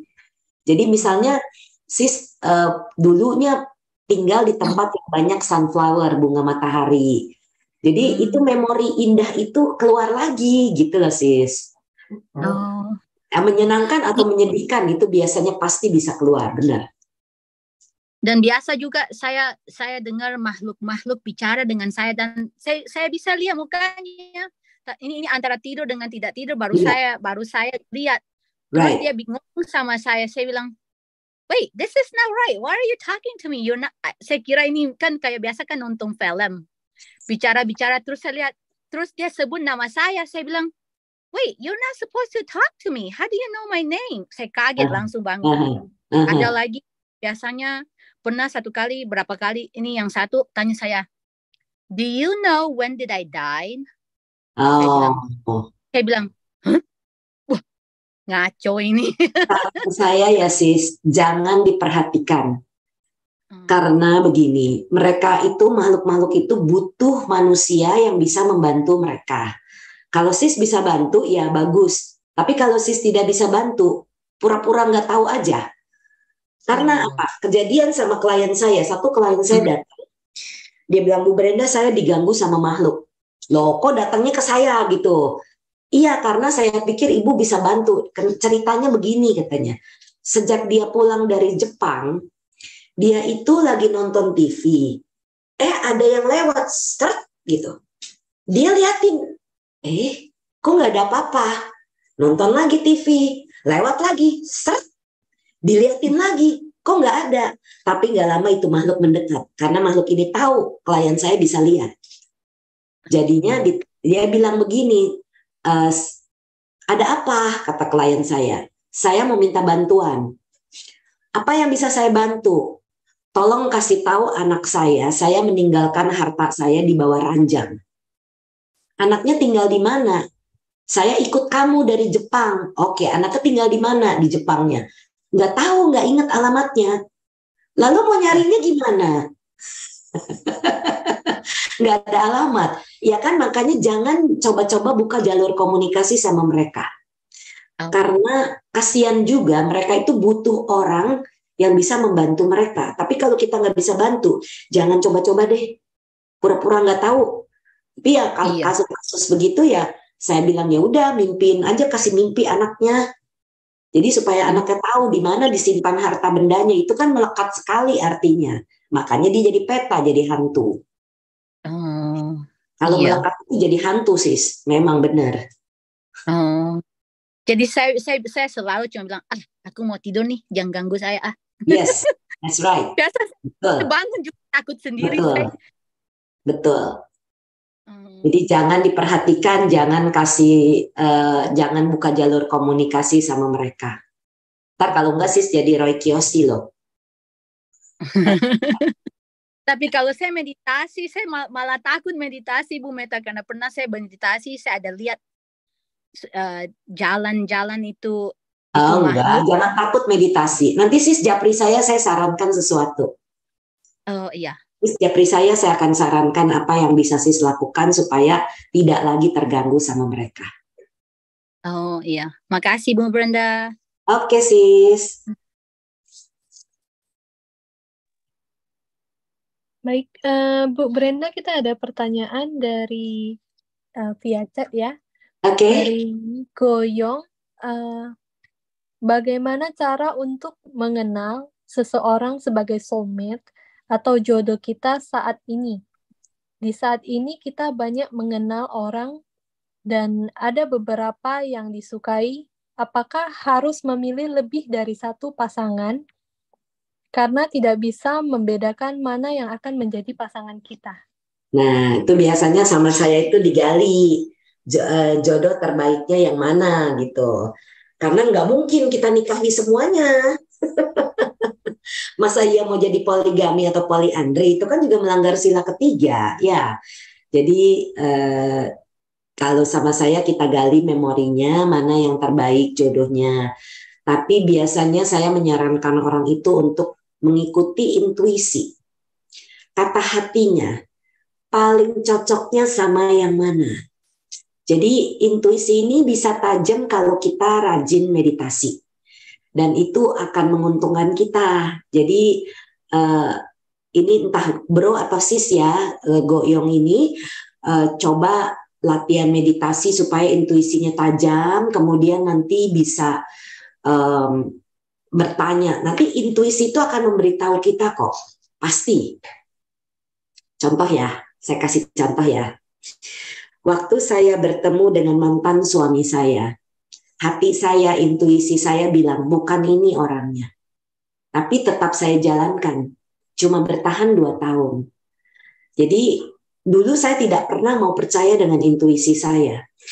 Tapi waktu belajar LBL itu ketemu dengan guardian angel saya. Guardian angel saya waktu itu cuma 2. Katanya harusnya ada 3. Kemana yang 1? Dia pergi. Karena kamu dikasih tahu tidak pernah mau dengar. Jadi guardian angel inilah yang memberitahu kita. Nah, kemudian saya ketemu nih sama suami saya yang sekarang. Begitu ketemu dia, hati saya langsung bilang, this is it. Ini dia orangnya. Saya juga bingung. Loh, orang ini masih pakai cincin kawin nih, mantan suami saya yang sekarang. Jadi saya bilang, mana mungkin saya mau sama suami orang. Tapi ternyata setelah ngobrol, baru tahu dia itu sedang dalam proses perceraian sama istrinya. Jadi saya bilang, ya kalau kamu sudah dalam proses perceraian, cincin kawin jangan dipakai. Karena itu bisa misleading, bisa salah informasi. Ya, memang dia lepas dan memang perceraiannya selesai gitu. Jadi saya tahu 2004 ketemu dia sampai sekarang kami baik-baik saja dan memang saya merasa ya, memang kami ada cerita ya dari kehidupan lampau itu sering bersama-sama. Entah saya jadi suami, entah dia jadi suami gitu. Itu ada banyak sekali kehidupan bersama. Nah, sampai kita di intuisi kita bisa bilang ini dia orangnya, baru itulah yang kita pilih. Ya, jadi itu saran saya kepada bro atau sis Goyong. Jadi itu dari intuisi juga bisa, dari digali memorinya lewat regresi pun bisa. Ya, jadi pertajam intuisinya dengan meditasi. Gitu. Oke, silakan sis Devika. Oke. Sebentar, ini selanjutnya ada pertanyaan dari YouTube, Bu Brenda. Oke. Sebentar ya. Ya, dari Kevin Lee dari YouTube, bagaimana agar kita tidak bisa melekat pada orang yang kita senangi? Apa mungkin kelahiran sebelumnya pernah ada hubungan dekat, maka saat ini rasanya sudah kenal lama? Nah, ya. Jadi kenapa kita bisa melekat? Karena kita memang ada hubungan. Kalau kita belajar Dhamma, itu ada paticca samuppada. Di situ ada yang namanya tendensi kebiasaan atau bawa. Itulah yang menyebabkan sebelumnya itu ada upadana, ada kemelekatan. Jadi manusia ini kenapa kita lahir terus berulang-ulang? Karena kita tidak memotong rangkaian ini. Jadi gimana caranya kalau misalnya Bro Kevin Lee ini sudah punya pasangan? Ya jangan lagi mengikuti rasa suka atau tertarik dengan seseorang. Karena kan bahaya ya, nanti bisa mengganggu rumah tangga. Tetapi seandainya bila belum menikah, ya enggak apa-apa, boleh dilanjutkan. Jadi itu jawaban saya. Kalau sudah menikah dengan orang lain, jangan lagi mengikuti perasaan yang aduh saya jatuh cinta nih sama dia, aku sayang benar sama, ya memang pasti ada hubungannya sama dia di kehidupan lampau. Kan saya tadi bilang tidak ada yang kebetulan. Ya. Jadi itu yang bisa dilakukan supaya ya kita jangan mengikuti lah istilahnya. Kalau Bro Kevin sudah punya keluarga, jangan lagi mengikuti perasaan apapun, perasaan sayang atau apa kepada orang lain. Kalau saya, terus terang, kan saya mengajar meditasi twin. Di dalam grup meditasi ini banyak sekali mantan-mantan saya. Entah mantan suami, entah mantan istri, banyak sekali. Gimana, apakah saya mau mencintai mereka seperti pasangan? Ya tidak. Apa yang saya lakukan? Saya mengubah rasa sayang itu menjadi perasaan sayang seorang ibu. Jadi mama, kalau mau jadi mama kan kepada semua anak kan sama rasanya. Ya, jadi itu yang bisa dilakukan supaya tidak ada kemelekatan. Nah, kenapa pentingnya untuk belajar untuk tidak melekat? Karena di akhir kehidupan kita, kalau di akhir kehidupan saat kita mau meninggal, yang terpikir adalah keluarga, harta, maka apa yang terjadi? Jadi peta atau jadi hantu. Jadi jangan, kalau badan kesadaran kita sudah keluar dari badan kita, sudah bye-bye. Jangan lagi memikirkan apapun. Ya sudah waktunya pergi ke alam bahagia misalnya karena sudah banyak melakukan kebajikan-kebajikan. Ya sudah pergi. Makanya kenapa saya seringkali sarankan kepada keluarga yang ditinggalkan oleh orang-orang yang meninggal, jangan nangis berlebihan. Kasihan. Mereka misalnya udah jadi dewa nih, setengah udah mau naik. Dia ngelihat keluarganya nangisnya nangis, wah menggerung-gerung gitu ya. Itu bisa jadi peta. Karena itu pernah terjadi di dalam sesi saya di kehidupan lampau dia. Setelah jadi manusia, dia jadi peta. Saya bilang, badannya seperti apa? Ringan. Oke, warnanya gelap katanya. Terus rasanya sedih, rasanya takut. Wah, itu udah peta. Oke, kenapa bisa begitu? Iya, saya tunggu di rumah itu. Dia melekat sama rumahnya. Jadi saya tunggu di rumah itu karena itu adalah rumah saya. Saya yang bangun dari awal, semuanya saya. Itulah yang menyebabkan penderitaan. Jadi peta kan nggak menyenangkan sama sekali. Ya, jadi itulah cara kita, sudahlah, saya udah nggak mau pikirin apa-apa lagi, pokoknya waktu saya di bumi sebagai manusia sudah selesai. Ya sudah, tinggalin aja semuanya. Jangan ada kemelekatan pikiran apapun, perasaan apapun. Jadi itu supaya kita tidak terjebak di dalam rangkaian kelahiran-kelahiran ulang ini. Karena kalau kita masih melekat di itu ya lahir lagi, capek. Gitu. Ya? Oke. Oke. Pertanyaan selanjutnya Bu Brenda. Dari akun Curious Life dari YouTube, kalau masalah orang yang sulit mendapatkan jodoh, jika diregresi, bagaimana? Dicari kenapa dia sulit jodoh. Jadi orang sulit jodoh itu bisa beragam kasusnya. Bisa karena dia melanggar sila ketiga, yaitu melakukan hubungan seksual yang salah. Ya, tapi tidak selalu orang yang sulit jodoh itu dari melanggar sila ketiga. Seringkali saya temukan karena ada janji di kehidupan lampau dia. Jadi kalau dijanji ya saya sarankan untuk lepas. Jadi kalau sama saya itu menggali tidak ada, ya cuma digali doang, tapi pasti ada saran-saran yang saya berikan. Harus apa yang bisa dilakukan untuk memperbaiki supaya jodohnya lancar seperti itu. Oke, ada yang direct message ke saya. Mohon maaf ini saya jawab sebentar ya Sis Devika ya. Sis Brenda bisa minta nomor WA-nya. Saya ingin minta petunjuk dalam meditasi. Oke, boleh dicatat 0816 764 510. Nomor WA saya 0816 764 510. Oke. Silakan Sis Devika, masih ada lagi kah pertanyaan? Ada Bu Brenda. Silakan, monggo. Selanjutnya dari Eka dari YouTube. Selamat malam Sis Brenda. Dengan mengetahui past life, apakah bisa untuk merubah atau memperbaiki kondisi kehidupan sekarang menjadi lebih baik? Terima kasih. Itu adalah salah satu tujuan dari past life regression, itu adalah memperbaiki kesalahan yang pernah kita lakukan dulu. Jadi di kehidupan itu, oh ternyata saya, tapi ya nggak perlu juga kalau misalnya tidak mengalami karma buruk, misalnya akibat vipaka ya, hasil dari perbuatan buruk yang tidak perlu dicari.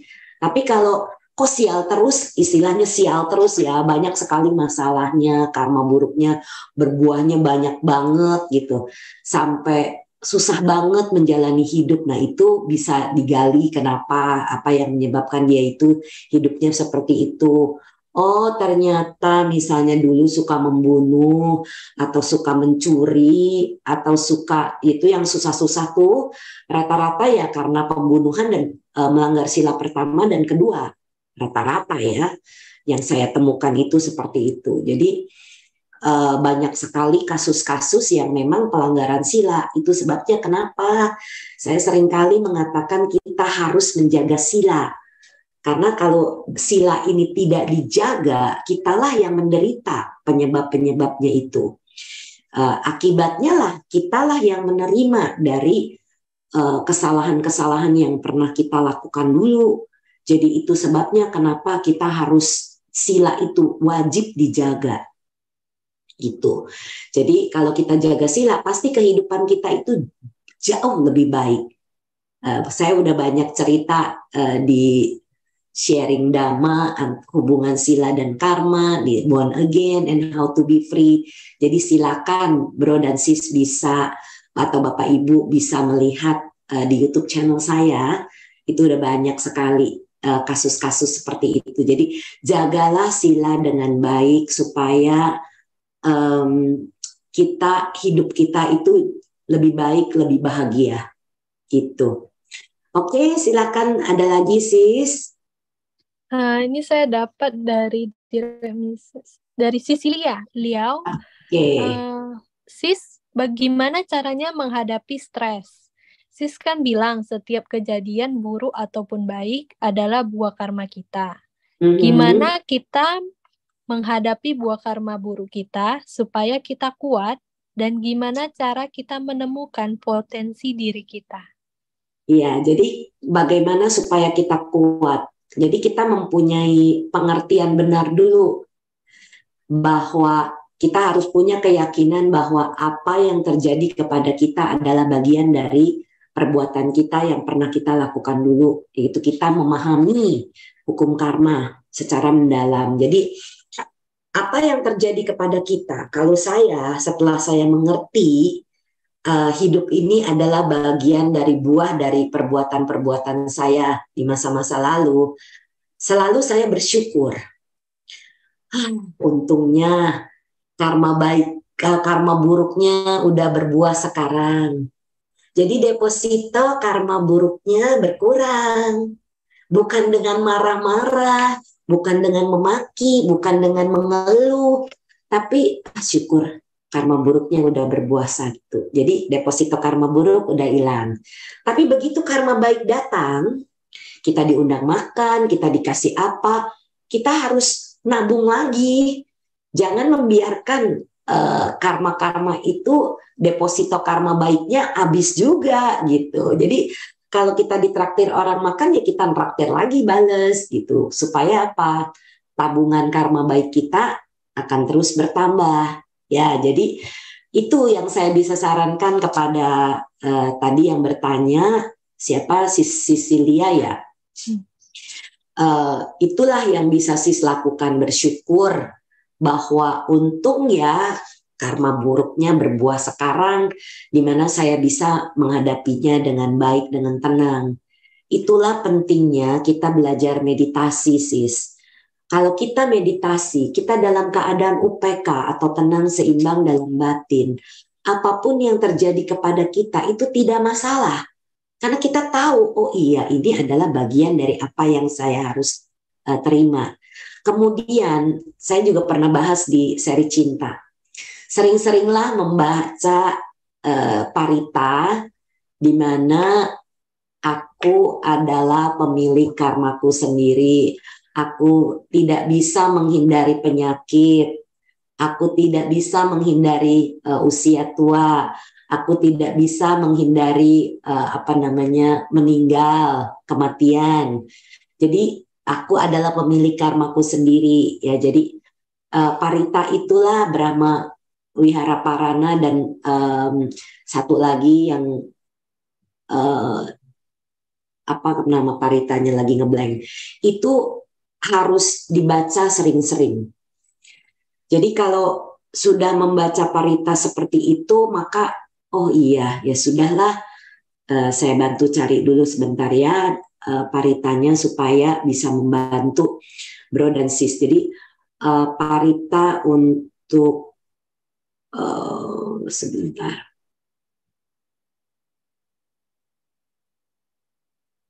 Judulnya Abinha Paca Wekana Sutta.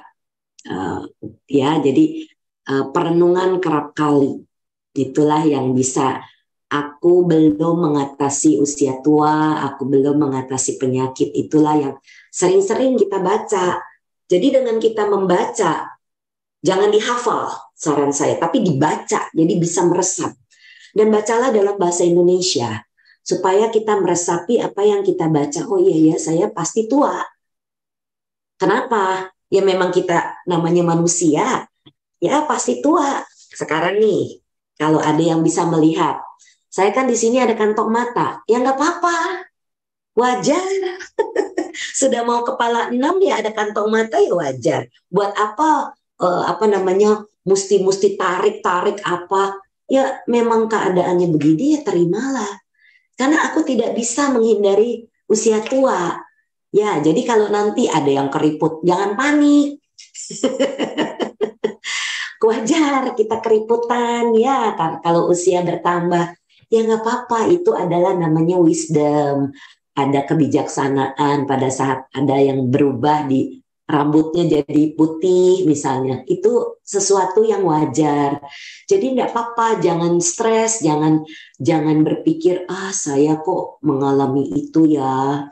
Jadi jangan jangan menderita karena apa yang terjadi kepada kita. Terima aja, apapun diterima, karena memang kita harus menjalani hidup seperti itu. Ada yang direct message ke saya nomor WA, betul sis. Jadi nomor WA saya 0816764510. Oke, ada pertanyaan lain? Ada Bu Brenda. Silakan sis.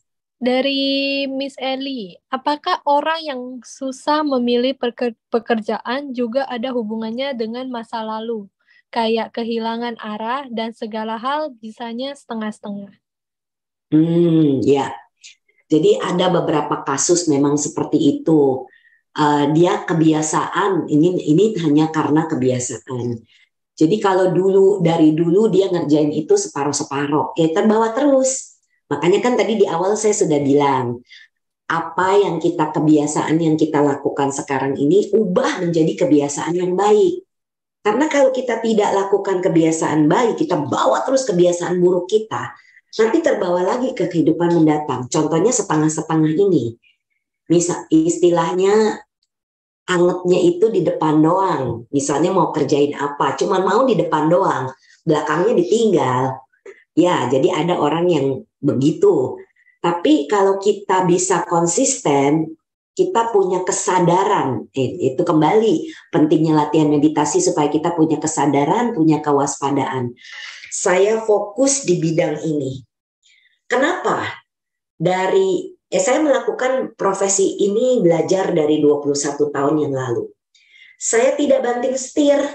Ada orang melakukan profesi ini tapi melakukan profesi lain. Itu kan nggak fokus ya. Jadi saya fokus di pekerjaan ini sebagai regression hypnotherapist dan juga saya mengajar meditasi. Rata-rata klien saya sarankan untuk meditasi walaupun bukan Buddhis. Jadi mereka itu kalau mau datang ke saya meminta nasihat, saya bilang ada baiknya mengerti apa yang pernah dilakukan dulu, supaya mengerti hukum karma. Setelah mengerti hukum karma, kita memperbaiki kesalahan yang pernah dilakukan. Ya, jadi seperti itu. Kemudian belajar meditasi untuk bisa mengikis kekotoran-kekotoran batin kita. Jadi itu yang sering saya sarankan kepada para klien saya. Jadi murid-murid meditasi kami ini pernah rata-rata ada yang udah pernah memang melakukan terapi bersama saya, sesi terapi bersama saya. Biasanya memang saya sarankan meditasi karena ya memang itulah jalan tengah yang bisa membantu diri kita. Jadi begitu saran saya. Jangan kehilangan arah karena kalau misalnya susah pilih pekerjaan, ya kita konsisten udah ada satu pekerjaan, itu yang dijalankan. Kecuali pekerjaan ini membawa kita kepada kerugian-kerugian yang besar. Jadi kita ingat lagi, untung saya pernah menjadi profesional dulunya. Jadi pekerjaan saya yang sekarang ini bisa saya berikan input atau nasihat kepada para klien saya.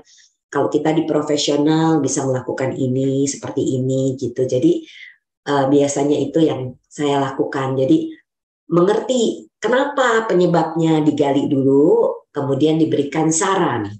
Ya, jadi bukan cuma menggali memori orang, tapi ada saran-saran positif yang tentunya saya berikan supaya orang itu mendapatkan manfaatnya jauh lebih besar.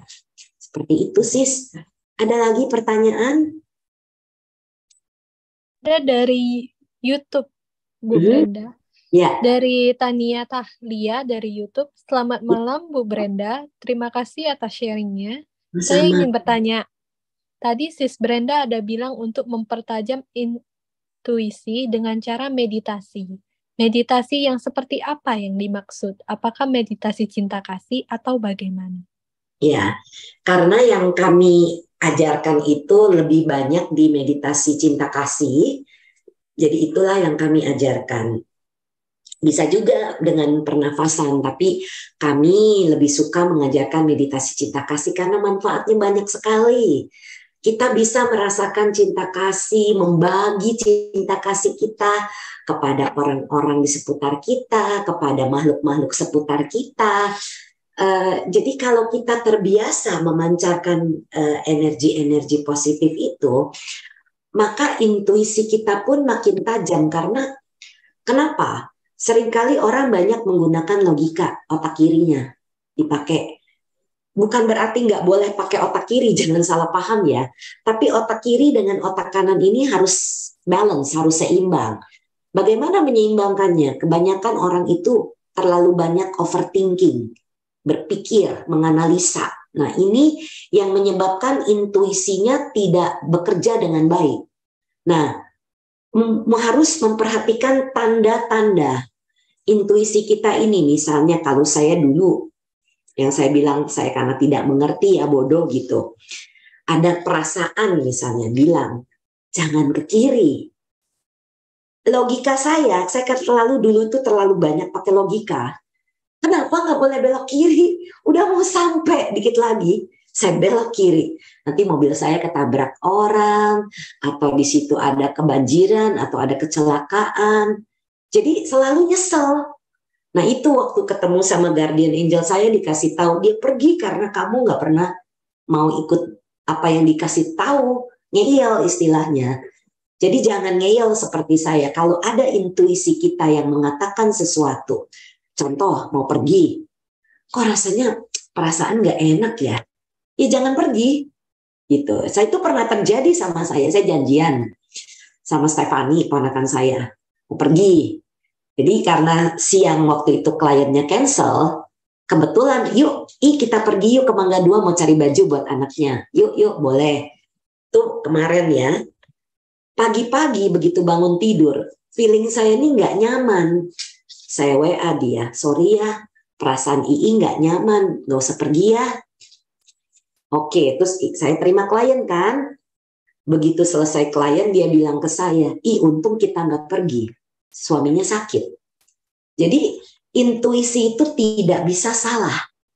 Yang salah terkadang karena terlalu banyak campur pikir pakai logika. Bukan berarti, sekali lagi, bukan berarti kita tidak boleh pakai logika, tapi harus seimbang dengan perasaan, dengan logika, dengan perasaan dan intuisi ini. Sehingga nantinya, oh iya ya, kenapa ya nggak boleh pergi, rasanya nggak enak perginya. Ya udahlah, nggak usah pergi. Toh pergi juga ngabisin uang gitu ya misalnya. Akhirnya setelah diingat-ingat lagi, oh ternyata intuisi saya bilang jangan pergi, bukan karena pelit nggak mau ngeluarin uang, tapi ya karena ada masalah gitu dengan suaminya keponakan yang sakit itu. Jadi seperti itu sering banget kejadian kayak begitu. Jadi saya suka memperhatikan intuisi saya atau kata hati saya bilangnya apa. Misalnya pergi ke supermarket, lihat begitu banyak buah, intuisi saya bilang beli apa gitu, saya beli. Nanti di rumah ada yang butuh, oh untung juga beli. Jadi bukannya lapar mata lagi, tapi lebih kepada kata hati. Perasaan kita butuh ini, ya itulah yang dibeli. Itu yang dibilang juga bisa mindful shopping. Jadi bukan lapar mata, tapi lebih ke conscious, kesadaran kita ini, badan kita rasanya lagi butuh apa ya, apalagi butuh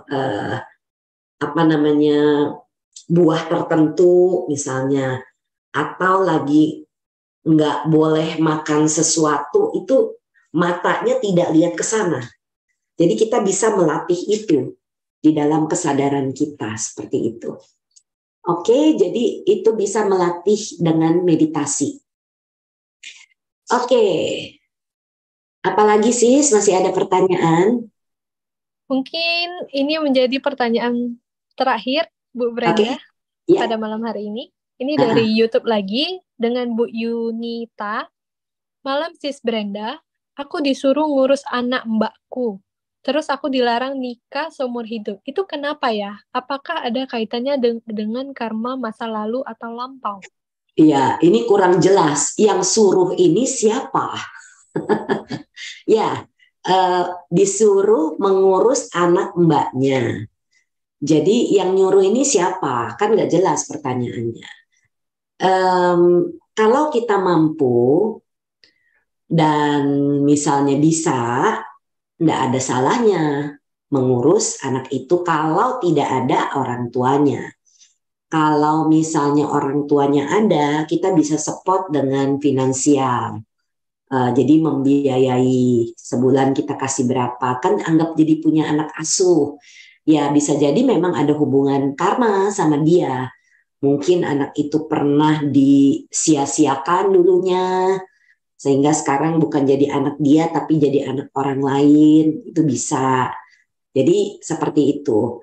Terus dilarang menikah. Kenapa? Emang siapa yang melarang menikah? Nah, ini harus jelas nih, nggak jelas apa pertanyaannya.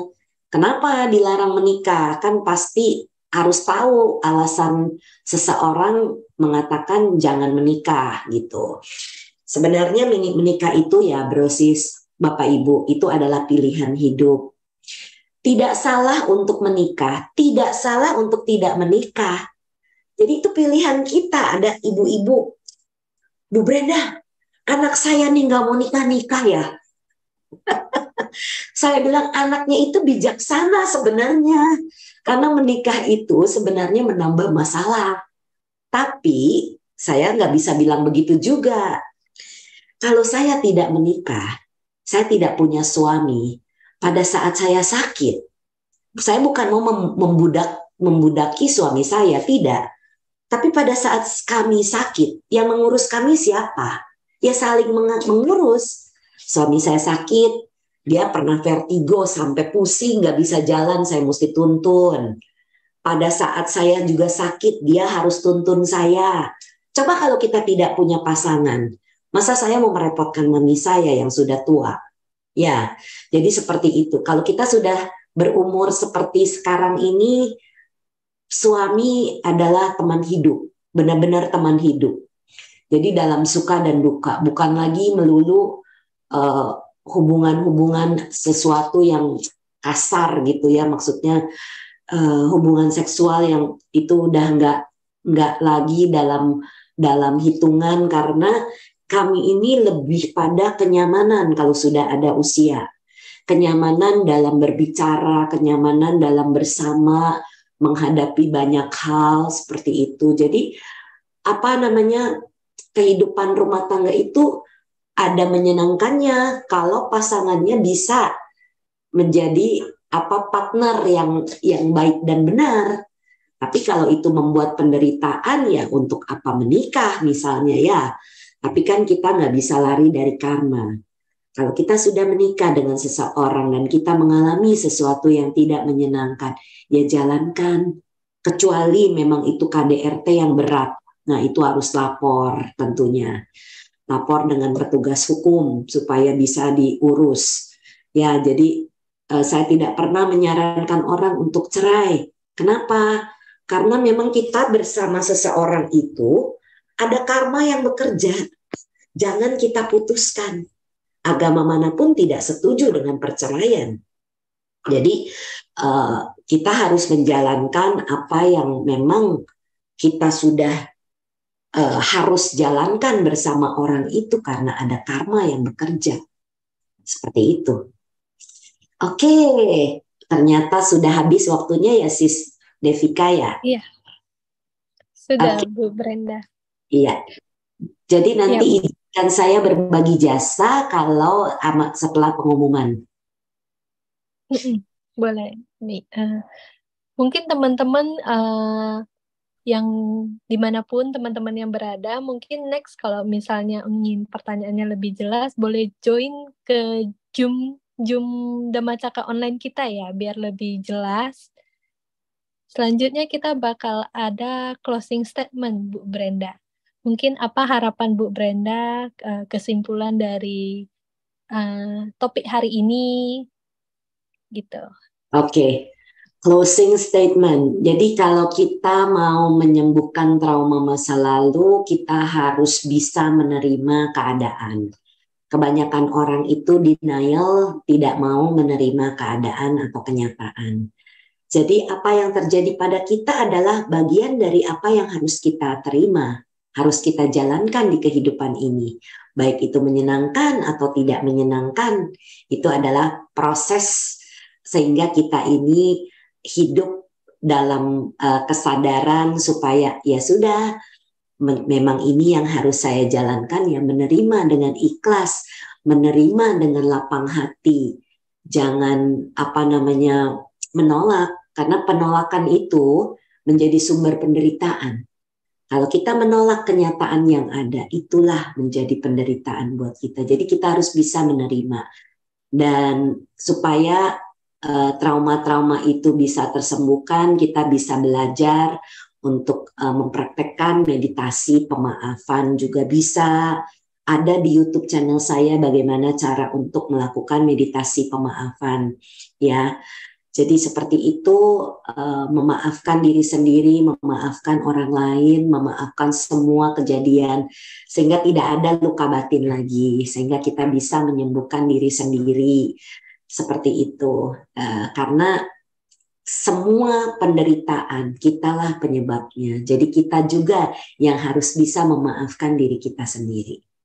Itu Sis. Oke, terima kasih Bu Brenda atas closing statement-nya.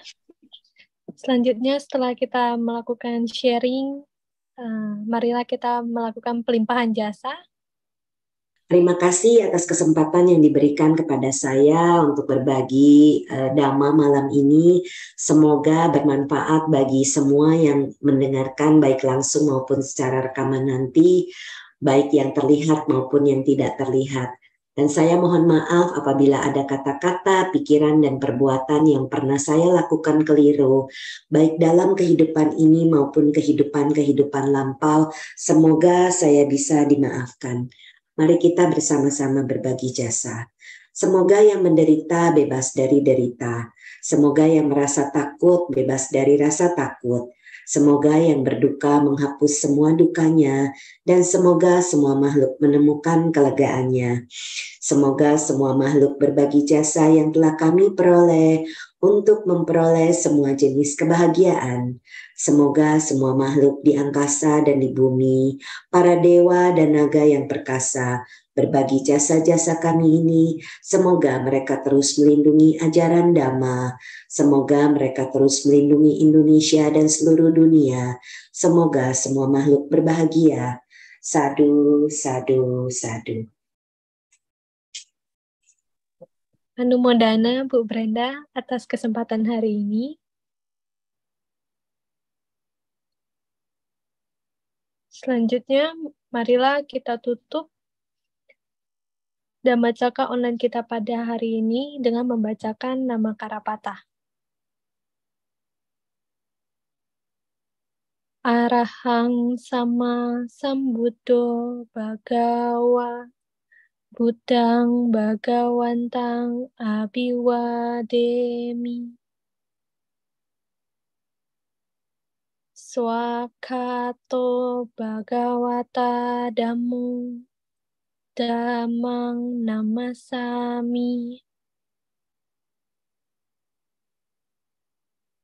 Supatipanno bhagavato sawaka sanggo sanggang namami. Sabesata bawantu sukitata, semoga semua makhluk hidup berbahagia. Terima kasih kepada seluruh panitia yang bertugas hari ini. Terima kasih juga kepada seluruh peserta dimanapun Anda berada yang telah berpartisipasi pada Dhammacakka online yang diselenggarakan oleh Dhamma Ceta Jember pada hari ini. Anumodana kepada Bu Brenda. Selanjutnya kita ada beberapa informasi untuk acara selanjutnya. Ya, buat teman-teman sedharma, kami membuka kesempatan donasi yang terdapat pada layar Zoom.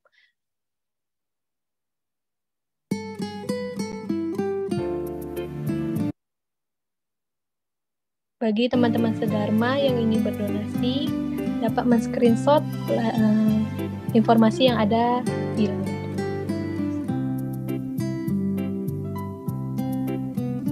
Selanjutnya, Dhammacakka online pada hari Senin 9 Oktober 2023 jam 7 sampai jam 9 yang akan diisi oleh Atasinani Gunandini dengan topik Wimutayatana Sutta.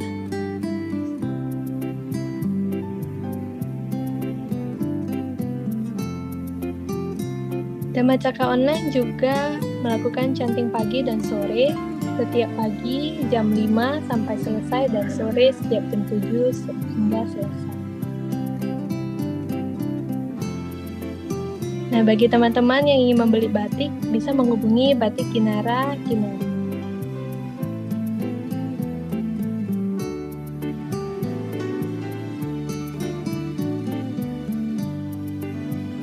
Nah, untuk informasi up-to-date kumpulan jadwal Dhamma online, dapat dikunjungi situs www.kalyanamita.info. Sekian info dari informasi untuk hari ini. Anumodana kepada seluruh peserta.